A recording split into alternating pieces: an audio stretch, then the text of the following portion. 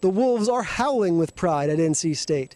They've got a rich football tradition here with names like Phillip Rivers, Torrey Holt, Roman Gabriel in the record books. But who are the next names to join them there?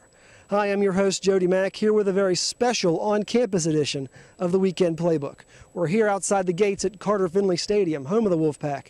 And as you can see, we didn't quite get the ESPN College Game Day reception, but that's okay. What we do have are 3 games to talk about with deep triangle ties. We'll get to NC State Pitt in a minute, but first, I'm going to take my life into my own hands for a second.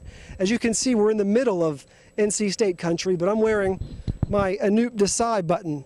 Now, Anoop is a very big North Carolina Tar Heel fan, and we've made a promise to this friend of the show that as long as the Tar Heels are undefeated, I'll wear the button every week. That's the good news. Now the bad, that might not last past this weekend. And the Carolinas heading down to Atlanta to take on a Georgia Tech team with revenge on its mind and something to prove after last week's nationally televised loss to Miami. Coach Paul Johnson grew up in North Carolina. He was rumored for the job at Carolina that went to Butch Davis 3 years ago. And his unique triple option offense, led by Jonathan Dwyer, the ACC's Player of the Year last year, is a tough one to stop, even for a Carolina run defense that's one of the nation's toughest. That's the early game. Then Pitt meets NC State in a matchup of teams that we're not sure how good they are. Pitt's 3-0, but they've beaten only Youngstown State, Buffalo, and last week Navy. NC State's routed 2 football championship subdivision teams, but the only one of college football's big boys they played, South Carolina, held them without a touchdown.